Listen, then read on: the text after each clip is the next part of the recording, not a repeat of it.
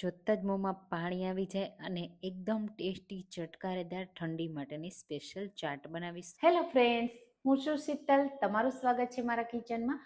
આજે આપણે બનાવીશું લીલા વટાણાની એકદમ ઝટપટ બની જતી ખૂબ જ ટેસ્ટી અને હેલ્ધી ચાટ બનાવીશું. સાથે બનાવીશું ચાટની 3 સ્પેશિયલ ચટણી જે તમે કોઈ પણ ચાટ સાથે સર્વ કરી શકો છો અને આ ચટણીને તમે લાંબો સમય સુધી સાચવી પણ શકો છો.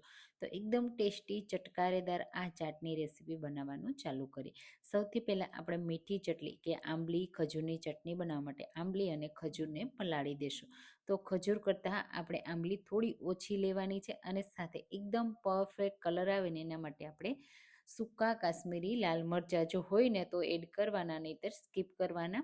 તો હું તમને આગળ કહીશ કે તમારે એમાં શું એડ કરવું. ગરમ પાણી એડ કરી દેશું અને આપણે આ રીતે બધી વસ્તુ ડૂબી જાય ને ત્યાં સુધી એને ઢાંકી રહેવા દેશું અને સોફ્ટ થવા દેશું. ત્યાં સુધીમાં રગડો કરવા માટે આપણે ફ્રેશ લીલા વટાણા લેશું. અત્યારે સિઝનમાં છે એટલે લીલા વટાણામાંથી હું બનાવું છું. તમે સૂકા વટાણાનો પણ ઉપયોગ કરી શકો છો. અને 2 નંગ બટેટા લેશું. પાણી એડ કરીશું. વટાણા અને બટેટા ડૂબે ને એટલું પાણી આપણે એડ કરવાનું છે અને પછી એમાં સ્વાદ પ્રમાણે મીઠું એડ કરી દેશું. અહીંયા બીજું કોઈ વસ્તુ એડ નથી કરવાની અને જો તમારે વટાણાને લીલા રાખવા હોય ને તો ખાંડ પણ એડ કરી શકાય છે. હવે આપણે ઢાંકીને 3 થી 4 વિસલ થવા દેશું. ત્યાં સુધીમાં અહીંયા તમે જુઓ ખજૂર, આંબલી અને મરચાં સોફ્ટ થઈ ગયા છે. મેં 10 મિનિટ માટે પલળવા દીધા. આ રીતે ચેક કરીએ તો અને આંબલીમાં ઠળિયા ના હોય, એના બીજ ના હોય એનું ખાસ ધ્યાન રાખવાનું. પછી બધી વસ્તુને આપણે મિક્સર જારમાં એડ કરી દેશું. અહીંયા જો તમને જરૂર લાગે ને થોડું પાણી પણ તમે એડ કરી શકો છો. એકદમ સ્મૂથ આપણે બ્લેન્ડ કરી લેવાનું. આ રીતે એકદમ સ્મૂથ બ્લેન્ડ કર્યા પછી પણ જો આપણે મરચાં એડ કરીએ છીએ ને તો ઘણીવાર એના બીજ હોય અને કોઈ વાર આપણે જે આંબલી અને ખજૂર છે એના ઠળિયા રહી ગયા હોય તો આંબલીના જે રેસા હોય એટલે આપણે એને ચાળી લેવાનું, એટલે કે ગાળી લેવાનું. ગાળીને પછી આપણે એમાંથી જે ચટણી બનાવીશું ને તો એકદમ માર્કેટ સ્ટાઇલ, ઠેલે સ્ટાઇલ જેવી અને લારી જેવી જ તૈયાર થશે અને એકદમ સ્મૂથ બનશે. આ રીતે બધી વસ્તુ ગાળીશું. થોડું હું અહીંયા પાણી પણ એડ કરું છું. તો અડધા કપ જેટલું મેં એડ કર્યું છે અને મિક્સર જારમાં પહેલાં રિંગ્સ કરી અને એ પાણી પણ એડ કરી દીધું. તો તમે આવી ચાટની 3 ચટણીઓ બનાવો છો કે નહીં ઘરે કમેન્ટમાં ચોક્કસથી કહેજો. અને હા, મારી રેસીપી કઈ સિટીમાંથી જુઓ છો ને એ પણ મને જરૂરથી કહેજો. હવે આ જે પલ્પ છે ને એને આપણે સરસ એવો કૂક કરવાનો છે. તો એક પેનમાં એડ કરી દઈશું અને સાથે એડ કરીશું ગોળ. તો અહીંયા ખજૂર અને ગોળ બંને વસ્તુ આપણે એડ કરવાની છે કારણ કે આંબલી છે ને એકદમ ખાટી હોય છે. તો ગોળ મેલ્ટ થઈ જાય ને ત્યાં સુધી આપણે એને આ રીતે કન્ટિન્યુઅસલી ચલાવતા રહેવાનું. એટલે ગોળ છે ને એની જે ચાસણી ના થઈ જાય અને એની પહેલાં સરસ એવો મેલ્ટ થઈ જાય. મસાલામાં સ્વાદ પ્રમાણે મીઠું એડ કરી દઈશું. થોડો સંચળ પાવડર એડ કરીશું. થોડું શેકેલા જીરાનો પાવડર અને સૂંઠનો પાવડર એડ કરીશું. અને હા, જો લાલ મરચું સૂકું ન એડ કર્યું હોય ને તો તમારે આ સમયે કાશ્મીરી લાલ મરચું પાવડર એડ કરવાનું. એનાથી કલર ખૂબ સારો એવો આવશે. હવે ચટણીને આપણે આ રીતે કૂક કરી લેવાની. તમે જુઓ જેમ જેમ કૂક થશે ને એમ સરસ એવી ઘાટી થતી જશે. એટલે કોઈ કોર્નફ્લોર કે કઈ વસ્તુ એડ કરવાની જરૂર નહીં પડે. આ રીતે ચમચાના પાછળના ભાગથી ચેક કરી લેવાનું. ચટણી બનીને રેડી થઈ ગઈ છે. આ ચટણીને તમે એરટાઈટ ડબ્બામાં ભરી 6 મહિના સુધી રાખશો ને તો પણ ખરાબ નહીં થાય. ફ્રીઝમાં રાખવાની. હવે અહીંયા આપણા વટાણા પણ બફાઈ ગયા છે. તમે જુઓ મેં 4 વિસલ કરીને એટલે સરસ એવા બફાઈ ગયા છે. આપણે થોડા હલકા બટેટા છે ને એને મેશ કરી લેશું. તો બહુ ઓવર મિક્સ નહીં કરીએ, માત્ર બટેટાના જે ટુકડા છે ને એને જ મિક્સ કરીશું. વટાણા બને ને ત્યાં સુધી એટલા આખા રાખીશું. બસ હવે આ જે રગડો છે ને એકદમ ઘાટો થઈ ગયો છે. જો અહીંયા તમારે તેલ વગરનો રગડો કરવો હોય ને તો તમે મસાલા ડાયરેક્ટ એડ કરી અને પણ તૈયાર કરી શકો છો. અને હવે આપણે સ્પેશિયલ લસણવાળી પહેલાં ચટણી તૈયાર કરી લઈએ.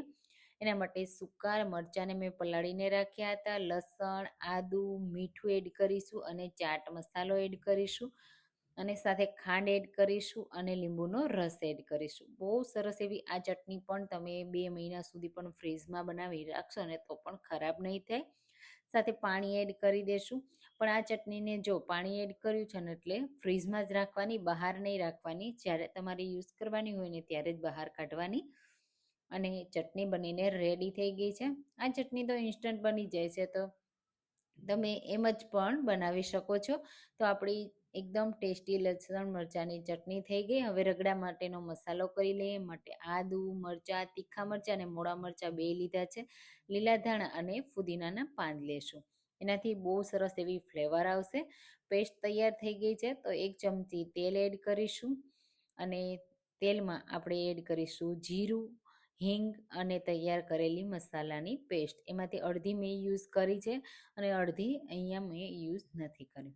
થોડી વાર માટે આ રીતે સાતળી લેશું. આપણે જે રગડો છે ને એને ગ્રીન જ બનાવવાના છે, વટાણા પણ ગ્રીન છે ને એટલા માટે આ રીતે રગડો એડ કરી દેશું. અહીંયા જો તેલ વગર એટલે કે 1 ચમચી મેં તેલનો યુઝ કર્યો છે, પણ તેલ વગર પણ આ રગડો તૈયાર કરી શકાય છે. મિક્સ કરી દેશું અને આપણે રગડાને થોડી વાર માટે કૂક કરવાનો છે. બાફતી વખતે મીઠું એડ કર્યું છે એટલે તમે મીઠું એડજસ્ટ કરી શકો છો અને તમારા મનગમતા મસાલા પણ એડ કરી શકો છો. અહીંયા મને થોડું મીઠું ઓછું લાગે છે એટલે મીઠું એડ કરું છું. સાથે થોડો ચાટ મસાલો એટલે 1 ચમચી જેટલો. મીઠા પ્રમાણે એ રીતે તમારે ચાટ મસાલો એડ કરવાનો અને આ રગડાને તમે રગડા પેટીસ સાથે પાણીપુરી સાથે પણ સર્વ કરી શકો છો. જો પાણીપુરી સાથે સર્વ કરવો હોય ને તો તમારે રગડો છે ને એમાં પાણીપુરીનો મસાલો એડ કરવાનો અથવા તીખું પાણી થોડું એડ કરી દેવાનું એટલે બહુ સરસ એવો ટેસ્ટી લાગશે. તો આપણો રગડો તૈયાર છે. ઉપરથી લીલા ધાણા એડ કરી દઈશું અને આ રગડાને ગરમ ગરમ જ આપણે સર્વ કરવાનો છે. એની પહેલાં આપણે ગ્રીન ચટણી બનાવી લઈએ. એના માટે આદુ, લીલા મરચાં, લીલા ધાણા, તો લીલા ધાણાને ડાળી સહિત લેવાના અને ફુદીનાના પાન એડ કરીશું. આ જે ચટણી છે ને એ બહુ ટેસ્ટી એવી લાગે છે. આ ચટણીને તમે બનાવી અને 1 જ દિવસ સુધી ખાઈ શકો, પણ એ કાળી પડી જાય એટલા માટે. હવે દાળિયાની દાળ એડ કરીશું અને લીંબુનો રસ એડ કરીશું અને આ ચટણીને તમે સેન્ડવિચ સાથે પણ સર્વ કરી શકો છો. ઘણી બધી ચાટમાં પણ યુઝ કરી શકાય છે. લીંબુનો રસ એડ કર્યા પછી પાણી એડ કરી દેશું અને બ્લેન્ડ કરી લેશું. તો આપણી ચાટની ગ્રીન ચટણી પણ બનીને રેડી થઈ ગઈ છે. તમે જુઓ કેટલો પરફેક્ટ કલર આવ્યો છે, એકદમ બહાર જેવો અને લારી જેવો જ આવ્યો છે ને. બસ હવે ગરમ ગરમ રગડાને આપણે સર્વ કરીશું. આ રીતે પ્લેટમાં એડ કરો ને તો ધુમાડા નીકળવા જોઈએ એવો રગડો તમારે સર્વ કરવાનો, કારણ કે ચટણી અને બધું એડ કરશું ને ત્યાં થોડો હલકો ઠંડો થઈ જશે. ઉપરથી તૈયાર કરેલી મીઠી ચટણી તમને જેટલી પસંદ હોય ને એ રીતે એડ કરી શકાય. અહીંયા આ રીતે આપણે થોડી થોડી એડ કરીશું. તમે જુઓ 1 થી 2 ચમચી જેટલી અને સાથે ગ્રીન ચટણી તો દેખાશે ને પણ ટેસ્ટ ખૂબ સરસ આવશે. સાથે તૈયાર કરેલી લાલ ચટણી જે એકદમ સ્પાઇસી ટેસ્ટી બને છે.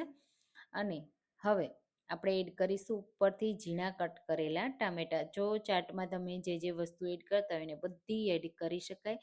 ડુંગળી એડ કરીશું, સેવ એડ કરીશું. સેવ થોડી વધારે એડ કરવાની, એનો ક્રંચ છે ને એ ખાવામાં બહુ સરસ એવો લાગશે. અને ઉપરથી દાડમના દાણા એડ કરીશું અને તમે ઉપરથી થોડો ચાટ મસાલો સ્પ્રિંકલ કરી દેવાનો અને ગરમ ગરમ હોય ને ત્યારે એને સર્વ કરવાની. હું અહીંયા ઉપરથી થોડી બધી ચટણી થોડી થોડી એડ કરું છું. એકદમ ટેસ્ટી ચટકારેદાર આપણી લીલા વટાણાની ચાટ તૈયાર છે. સ્પેશિયલ ચટણી સાથે તમે જરૂરથી ટ્રાય કરજો. તમને આ રેસીપી કેવી લાગી તે કમેન્ટમાં ચોક્કસથી કહેજો. Thank you for watching.